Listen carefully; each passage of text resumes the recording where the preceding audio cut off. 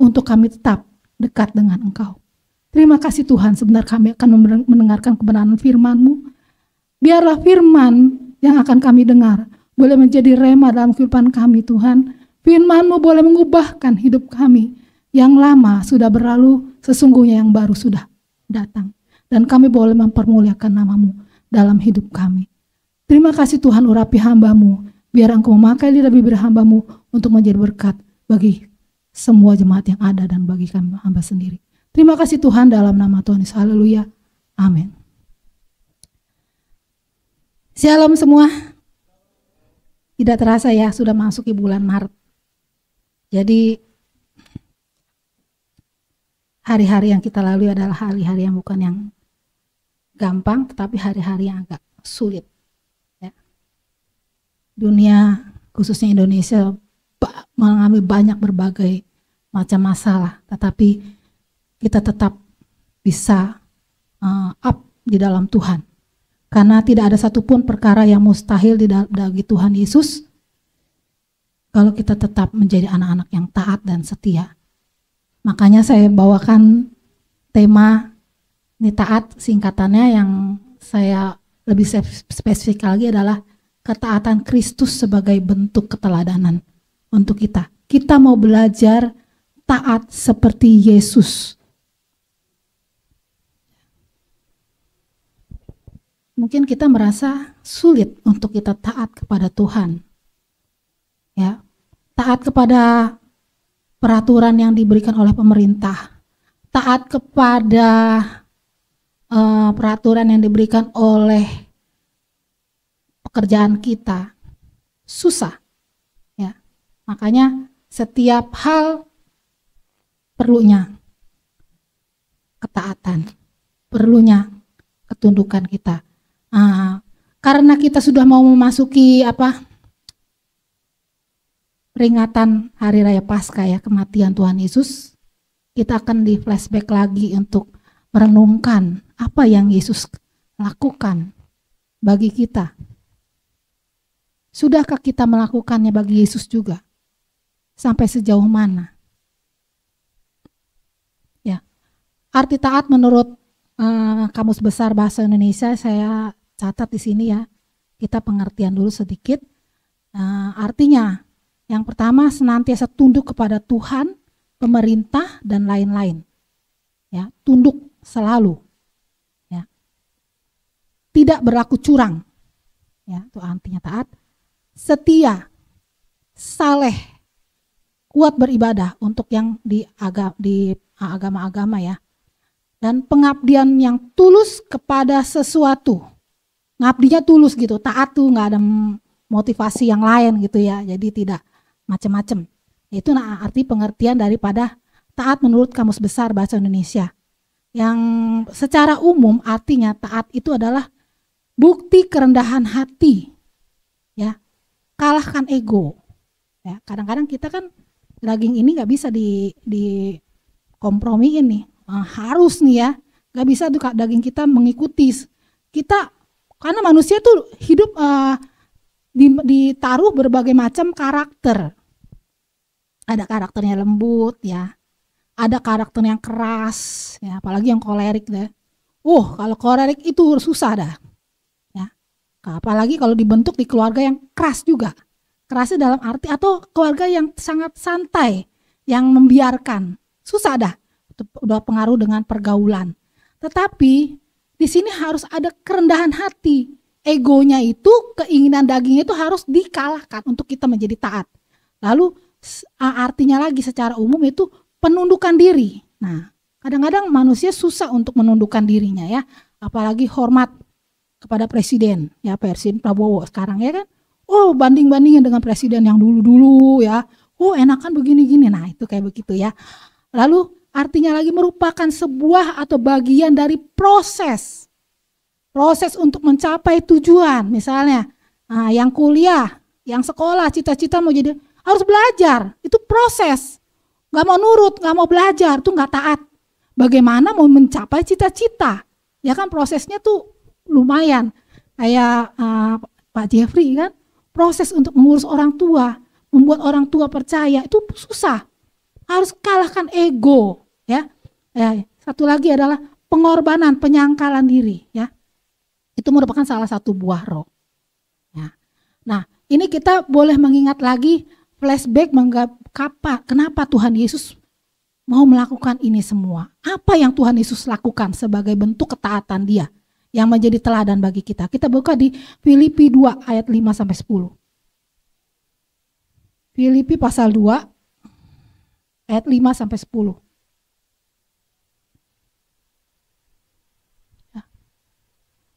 Hendaklah kamu dalam hidupmu bersama menaruh pikiran dan perasaan yang terdapat juga dalam Kristus Yesus.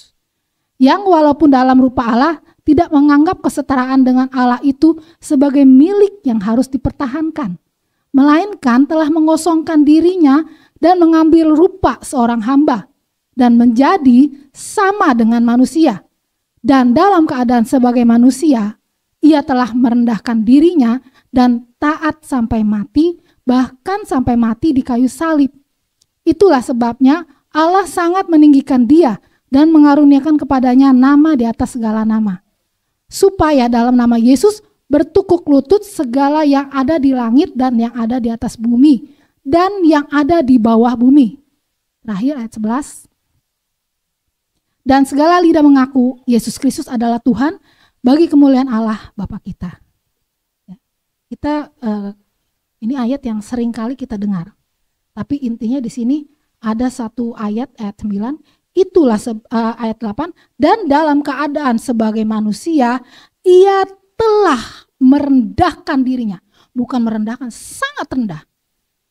Ya, sangat rendah merendahkan dirinya dan taat sampai mati. Mati dengan cara yang hina. Bahkan sampai mati di atas kayu salib. Kematian bagi orang Yahudi, hukuman salib itu hukuman yang paling hina. Bayangkan coba, kalau kita seperti itu. Ya, Yesus berani mengorbankan dirinya untuk kita. Siapakah kita ini? Dan kita harus lihat juga, siapakah Yesus itu? Siapakah Yesus itu? Kita lihat dulu ya, siapakah Yesus? Yang pertama itu Mesias. Di dalam Matius 16 ayat 16 kita buka. Kalau ada yang belum pernah baca, maka jawab Simon Petrus, engkau adalah Mesias, anak Allah yang hidup. Ya, itu bukti. Ayatnya sudah mengatakan itu. Dan ada beberapa dan saya tidak membuka semuanya. Yang kedua adalah juru selamat di dalam Lukas 2 ayat 11. Lukas 2 ayat 11. Hari ini telah lahir bagimu juru selamat, yaitu Kristus Tuhan di kota Daud. Ini ayatnya ya. Ini bukan omongan doang. Yang ketiga, anak Allah. Yesus itu adalah anak Allah, Matius 4 ayat 3 dan 6. Iblis aja mengatakan Yesus adalah anak Allah. Lalu datanglah si pencoba itu dan berkata kepadanya, jika engkau anak Allah, perintahkanlah batu-batu itu untuk menjadi roti. Itu dengan tidak sengaja secara langsung iblis mengakui itu Yesus itu adalah anak Allah. Ya. Yang keempat adalah kepala jemaat. Dia adalah kepala jemaat di dalam Efesus 5 ayat 23. Karena suami adalah kepala istri, sama seperti Kristus adalah kepala jemaat. Ya, Kristus adalah kepala jemaat. Dialah yang menyelamatkan tubuh. Ya, ini ada secuplikan ayat yang menyatakan siapakah Yesus itu. Ya, Yesus itu ternyata bukan yang orang main-main. Dia adalah Tuhan, dia adalah Mesias, dia adalah juru selamat, dia adalah anak Allah. Siapakah kita? Dia dan dia adalah Allah itu sendiri. Dari kepercayaan kita adalah Tritunggal, kealahan. Ada 3 sifat, Allah Bapa, Allah Anak, dan Allah Roh Kudus. Tapi kenapa dia mau berkorban untuk kita? Ya, dia bisa loh, menyingkirkan statusnya itu disingkirin. Ya, Di dalam ayat 5-7 dikatakan di sini ada nasihat untuk kita. Kenapa Rasul Paulus menuliskan ayat ini kepada sidang jemaat di Filipi?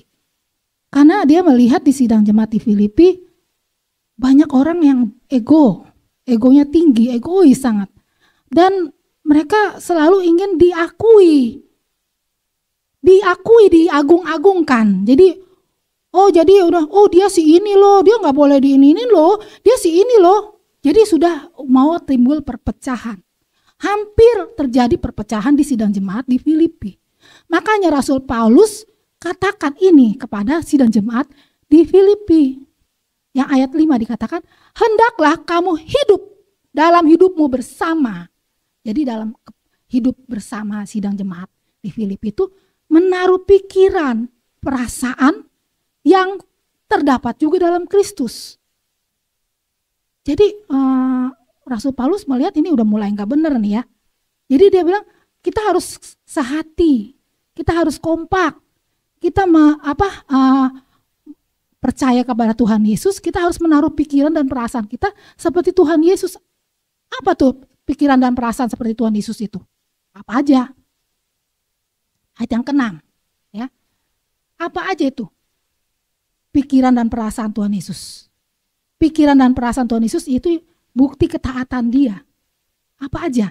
Ayat 6 sampai ayat yang ke-8 dikatakan, yang walaupun dalam rupa Allah, ayat 6, Filipi 2 ayat 6, yang walaupun dalam rupa Allah tidak menganggap kesetaraan dengan Allah itu sebagai milik yang harus dia pertahankan. Nggak mau, nanti dulu dong. Saya ini anak Allah, dan saya itu Allah sendiri. Oh, saya tidak mau. Nggak mau ngapain berkorban buat manusia yang begini menyakiti hati saya. Coba kalau dia berpikiran seperti itu dan menganggap kesetaraan dengan Allah itu dia harus pertahankan. Apa jadinya kita? Apakah akan terjadi keselamatan itu dalam hidup kita? Tidak akan terjadi penebusan, tidak akan terjadi penyelamatan. Ya, ini bukti daripada dia tidak. Yang pertama adalah ketaatan itu bukti dari dia tidak menganggap kesetaraan dengan Allah itu sebagai bukti yang harus dipertahankan sama dia. Ya. Waktu kami di sekolah Alkitab, ya, saya di sekolah Alkitab, saya masuk umur 18 tahun. Belum ada apa-apa, masih anak-anak bocah. Masih remaja, masih belum mengerti apa-apa. Tapi di sekolah Alkitab kan banyak tuh berbagai macam usia. Ada yang udah jadi manajer, ada yang udah jadi karir ya, orang pengusaha. Banyak loh. Ternyata saya lihat ini udah bapak-bapak ya, udah pada umur semua ya. Tapi di sekolah Alkitab itu tidak ada. Mereka harus tinggalkan semua jati diri itu. Tidak ada apa-apanya. Dengan cara apa? Semua yang masuk sekolah harus taat kepada aturan sekolah. Bangun pagi-pagi, bedstone jam 5. Jam 6 kerja bakti. Yang jadi manajer juga sikat WC. Nggak boleh tuh, nggak boleh. Jadi kita ada kelompok. Pernah kemarin itu tahun berapa tuh? Ada masuk gubernur Papua. Mau jadi hamba Tuhan, masuk dulu. Sekolah kerendahan hati, makanya sekolah Alkitab disebut sekolah kerendahan hati. Tidak bisa di GPDI kalau belum sekolah Alkitab masuk jadi mau jadi pendeta, mau jadi pejabat, mau jadi gembala apalagi. Nggak bisa. Harus punya ketundukan diri. Di situ kita dibentuk, ditundukkan hati kita, ditundukkan semua kesombongan kita. Saya nggak pernah sikat WC dulu waktu di rumah. Pas di situ suruh sikat WC, waduh, kagak bisa. Suruh masak, bantu mami dapur. Kita berkelompok ya.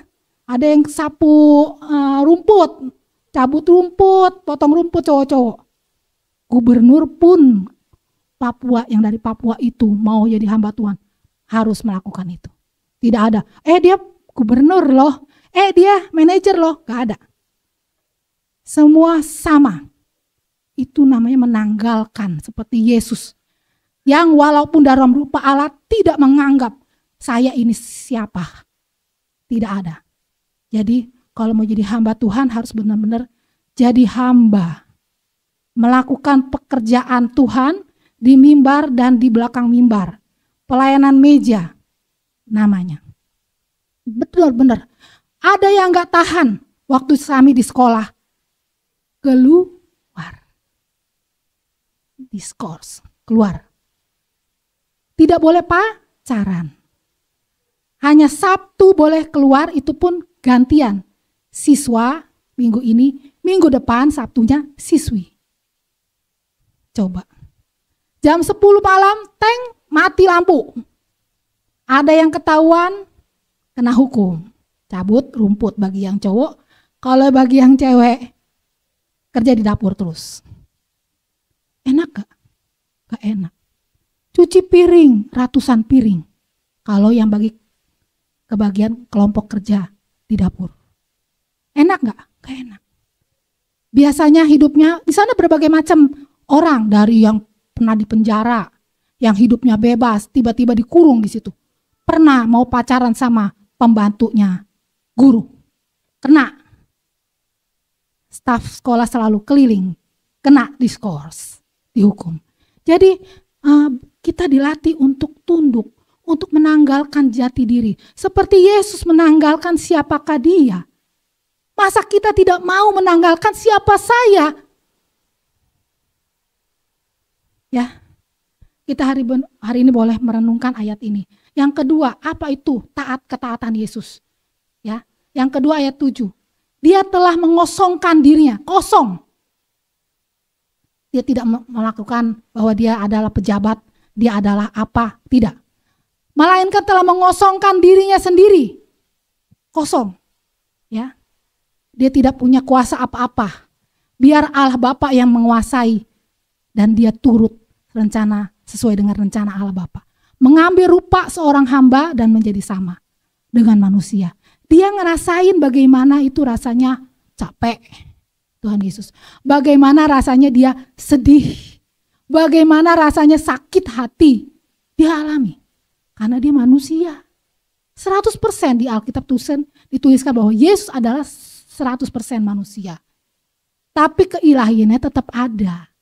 Tapi dia tidak gunakan itu untuk membuat dia keluar daripada sakitnya dia itu. Ya, di sini dikatakan dia mengosongkan dirinya yang sebenarnya. Dirinya itu sebagai anak Allah dia kosongkan. Dia enggak, misalnya dia bisa aja seperti dia dicobai di padang gurun oleh iblis.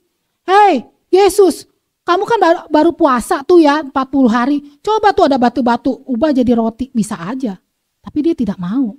Dia abaikan itu. Coba kalau dia ubah. Oh nanti orang-orang Yahudi lihat. Siapa dia? Siapa dia? Siapa dia? Udah heboh duluan sebelum Yesus melakukan pengajaran. Mengajar. Dia udah mujizat duluan. Ayo coba terjun dari atas. Nanti malaikat-malaikat pasti Allah Bapa akan mengutus dan akan menatang kau. Nah Tuhan Yesus jadi melayang-layang begini kayak burung. Ya, jadi Tuhan Yesus tahu saatnya belum tiba. Makanya dia rela kosongkan dirinya. Saya bukan siapa-siapa. Kami di sekolah Alkitab dikatakan kita bukan siapa-siapa yang mau kerja-kerja sana nyapu, ngepel. Kayak pembantu. Ya, saya pengalaman pertama saya di sana sangat terkesan. Habis itu kita harus dipraktekkan lagi di bawah naungan gembala. Tinggal di pastori. Pagi-pagi harus doa.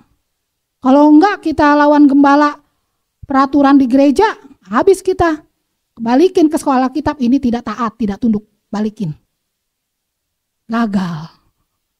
Ya, gagal. Hamba Tuhan yang gagal. Jadi hamba Tuhan bukan menjadi pemimpin yang harus di atas kayak bos-bos di perusahaan-perusahaan, bukan. Hamba Tuhan itu adalah hamba. Harus melayani. Pelayanan meja sekalipun. Harus rajin, ringan tangan. Itu intinya. Itu akan menjadi berkat buat orang. Seperti Tuhan Yesus. Yang ketiga, ayat yang ke-8. Ya. Dan dalam keadaan sebagai manusia, ia telah merendahkan dirinya. Bukan rendah doang, tapi serendah-rendahnya. Dihina, dicaci orang waktu dia ngajar. Siapa dia? Sama orang-orang Farisi, Saduki. Siapa dia? Bahkan diadili oleh mahkamah agama. Ditunjuk-tunjuk. Adakah dia melawan? Tidak. Ini jadi contoh buat kita. Ya. Bahkan taat sampai mati. Sampai di Getsemani dia berdoa. Ya. Matius 26 ayat 39. Bisa dibuka. Kita sudah mau mendekati detik-detik perayaan Paskah. Orang Katolik mereka sudah merayakan Rabu Abu kemarin. Mereka mengenang bagaimana detik-detik Tuhan Yesus mau disalib. Bagaimana Tuhan Yesus dikejar-kejar oleh orang Farisi. Ya, kalau saya memang suka mengajar anak-anak sekolah minggu, itu tahu tuh pengajaran begitu tuh. Dicecor Tuhan Yesus sama orang Farisi, Saduki kemanapun. Tapi kalau saat dia belum tiba, Tuhan Yesus nggak bisa ditangkap. Sampai dia bilang, aku ada di sini, kamu bisa menangkap aku. Aku tidak menghindar dari kalian. Tapi memang saatnya belum tiba. Ada saatnya nanti aku tiba, kamu bisa menangkap aku. Jangan kamu menangkap aku seperti aku orang penjahat. Yang susah, yang dibilang orang yang dicari seperti penjahat-penjahat di ya kan, penjara, dicari lari ya, kabur. Bukan. Tapi memang saatnya belum tiba. Maka ia maju sedikit lalu sujud dan berdoa. Katanya, ya Bapakku, jikalau sekiranya mungkin. Tuhan Yesus itu artinya tidak sanggup lagi dengan derita itu. Kalau mungkin, biarlah cawan ini lalu daripadaku. Cawan murka yang kita buat ditimpakan kepada Tuhan Yesus. Adakah kita sadar dengan hal ini? Sangat-sangat menderita. Tetapi janganlah seperti yang aku kehendaki, melainkan seperti yang engkau kehendaki. Ya. Kita jangan pernah mau melawan apa kehendak Tuhan. Selalu kita katakan, biarlah kehendak Tuhan yang jadi, bukan kehendakku. Kita lagi ngejar-ngejar cewek nih ya, yang cowok-cowok ya lagi ngejar-ngejar cewek. Aduh Tuhan, kenapa dia susah sekali saya dekatin ya? Aduh kenapa saya Tuhan, kurang apa saya ini, sampai frustasi, sampai mau gitu kan. Tapi jangan begitu, karena dia tidak pernah mendasarkan tentang kehendak Tuhan. Tidak mendasarkan bahwa biar kehendak Tuhan yang jadi, bukan kehendakku. Makanya orang bisa stres, bisa gila. Oh udah dah gitu. Ya, yang cowok-cowok ya, yang anak muda, yang cewek juga sama. Kejar-kejar cowok sampai sedemikian rupa, abis itu gue frustasi deh. Jangan. Memang Bu, kalau memangnya enggak berarti bukan kehendak Tuhan. Sama seperti Tuhan Yesus, dia berkata seperti ini.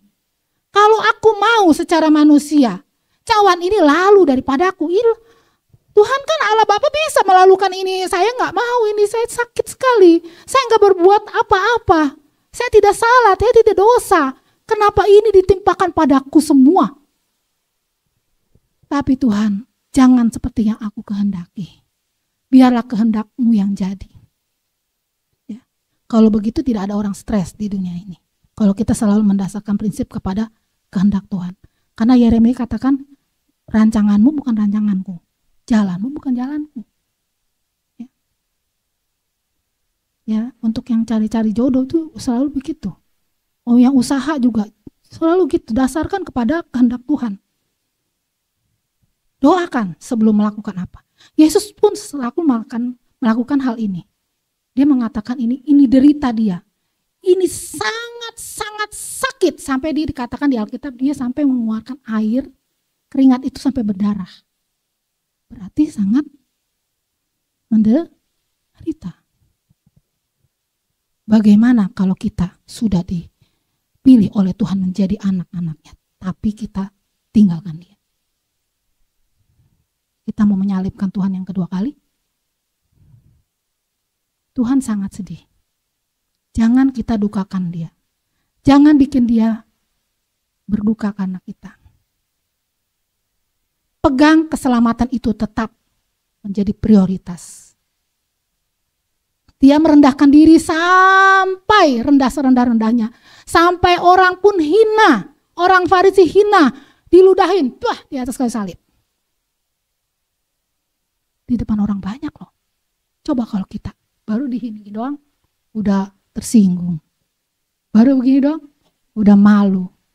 Dia di depan orang banyak loh. Bisa diludahin. Ditungin, timpukin. Pok, pok, pok. Tapi apa yang dia? Ya Bapak, kehendakmu yang jadi. Saya pernah alami sakit yang sangat sakit. Saya tidak pernah tahu orang yang fitnah saya. Tapi saya selalu belajar. Ini cara Tuhan untuk merendahkan hati saya. Menundukkan ego saya. Saya tidak tahu sampai sekarang orang yang fitnah saya waktu saya SMA. Saya sampai diadili. Tapi saya sudah melakukan pengampunan. Saya lakukan pengampunan itu. Karena itu bukan saya yang dihina, saya pikir. Saya percaya Tuhan pasti bela saya. Amin. Jangan pernah membela diri. Jangan pernah merasa sakit karena kita punya Tuhan. Dia lebih sakit daripada kita. Ya, amin. Nah, dampak dari ketaatan Yesus itu. Ayat yang ke-9. Itulah sebabnya Allah sangat meninggikan dia. Ayat yang ke-9. Itulah sebabnya Allah sangat meninggikan dia dan mengaruniakan kepadanya nama di atas segala nama. Puji Tuhan. Sekarang dengan dia berkorban seperti itu. Ada pengorbanan diri. Bukti ketaatan dia adalah pengorbanan diri yang dia lakukan. Dia sampai ditinggikan akhirnya. Lalu semua orang mengaku Yesus adalah Tuhan. Dan semua orang percaya kepada dia. Sehingga rencana Allah yang semula terjadi atas umat manusia. Kita menjadi milik Allah. Kita menjadi anak-anak Allah. Coba kalau Tuhan Yesus tidak mau tunduk, taat kepada otoritas Allah Bapa. Bagaimana kita? Ikut si iblis. Ya. Ketaatan dia membawa dampak. Yesus sangat ditinggikan dan kemuliaannya itu dikembalikan kepada dia. Ya. Kita jangan pernah mau merasa hilang kemuliaan kita. Jangan pernah kita merasakan kita diinjak-injak. Jangan pernah. Karena dengan kita mengalah, dengan kita membiarkan semua yang ada pada label ada di diri kita, kita biarkan. Tuhan sendiri akan mengembalikan dengan caranya. Biasanya di kantor banyak yang orang bersaing ya dalam kerja. Jangan pernah. Saya haru-haru. Enggak, jangan. Biarkan saja. Oh dia mau hormat sama kita, nggak mau hormat, terserah. Toh kemuliaan hanya untuk Tuhan, bukan untuk kita. Nanti Tuhan sendiri akan mengangkat kita dengan caranya menjadi kepala, bukan ekor. Amin. Itu dampak yang Yesus dapatkan. Ya, Yesus sangat ditinggikan. Ya, ketika dia meninggalkan dan melupakan kemuliaannya. Ya, mengapa Yesus mau mati di atas kayu salib? Mengapa dia mau? Karena dia mau menuruti rencana Allah. Penyaliban dia harus lakukan. Ya, merupakan salah satu bentuk eksekusi terkejam di zaman itu. Karena matinya pelan-pelan. Coba disalib, enggak langsung ditusuk. Kalau kayak sekarang eksekusi mati, dor, mati. Ganti kantung, tuk, mati. Dipenggal, tuk, mati. Enggak sakit, cuma sedikit dong. Kalau penyaliban itu adalah eksekusi paling hina, paling menderita karena pelan-pelan, apalagi di atas diterik matahari. Tuhan Yesus di atas terik matahari, dijemur, disalib, tangan dipantek. Kalau penjahat lain kiri kanan tuh diikat doang. Dia dipantek sama kaki. Dan habis itu orang pada tusuk lambungnya di sini sampai mengucurkan darah, asam. Bayangkan setelah dihina habis-habisan di penderitaan yang luar biasa sebelum dia meninggal. Makanya dia bilang, kuserahkan Eli, Eli lama sabaktani. Kuserahkan nyawaku padamu. Ya. Tujuannya apa? Ya, supaya kita diselamatkan. Ya. Penderitaan butuh waktu yang lama. Nah, tujuan yang ingin dicapai jadi kalau kita taat, kita ada tahu ada tujuan yang harus kita dapatkan apa. Kita taat kepada Tuhan, kepada firman Tuhan, tujuannya apa? Kita taat untuk kita masuk ke dalam kerajaan surga. untuk kita bersama-sama dengan Tuhan memerintah dalam kekekalan. Menderita di dunia nggak apa-apa. Kita nggak kaya juga nggak apa-apa. Kan banyak pengajaran diberkati. Punya mobil tahun ini, punya rumah tahun ini, punya apa lagi? Ketika nggak bisa, nggak diberkati, katanya kalau kita nggak dapat itu, kita nggak diberkati. Diberkati bukan secara materi saja, tetapi secara damai sejahtera. Percuma banyak uang tapi nggak damai sejahtera. Yang penting kita menikmati berkat itu. Amin. Amin. Orang kaya nggak bisa tidur, utangnya banyak, ya kan? Walaupun tidur di atas ranjang emas. Tapi di sini adalah tujuan yang harus kita capai. Masuk ke dalam kekekalan. Menerima mahkota kemuliaan itu. Ya, tujuannya ayat 10 dan 11. Supaya dalam nama Yesus bertekuk lutut segala yang ada di langit dan yang ada di bumi dan yang ada di bawah bumi. Ya, dan segala lidah mengaku. Dengan begitu, dengan ketaatan Yesus, semua lidah mengaku seperti kita semua. Kita mengaku Yesus sebagai Tuhan. Ada pengalaman pribadi yang harus kita alami. Jangan sekedar kata orang, tapi kita harus alami. Dengan alami butuh apa? Butuh pengorbanan. Ya, ada masalah yang harus kita alami. Dengan begitu apa?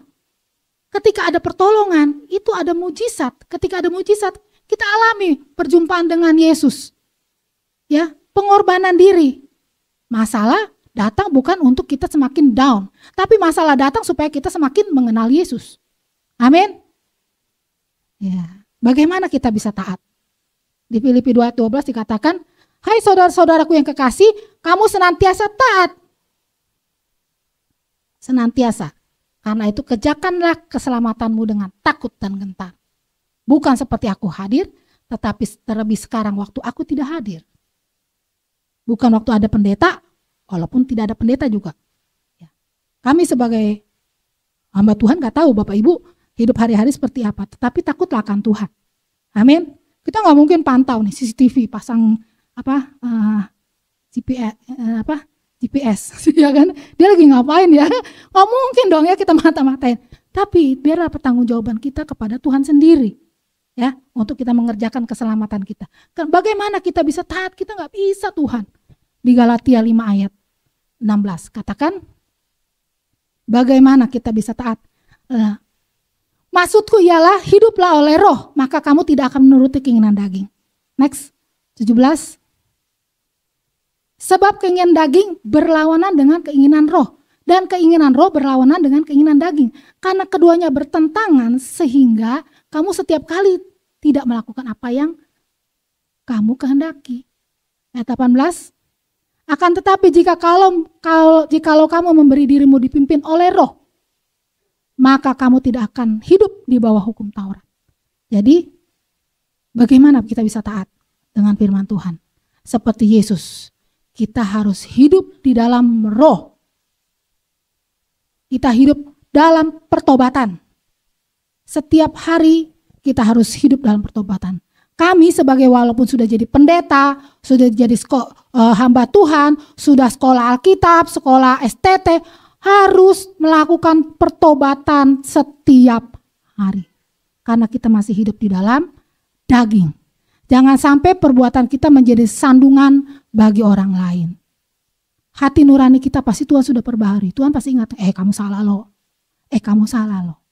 Ya, biar kita sadar dengan apa yang kita tahu, kita punya. Makanya di sini dikatakan kita nggak bisa berbuat, kita mau berbuat baik, tapi yang keluar jahat. Itu karena perbuatan daging. Biar kita hidup oleh roh, dipimpin oleh roh. Makanya minta selalu kepenuhan roh. Bukan minta bahasanya roh doang, bahasa rohnya.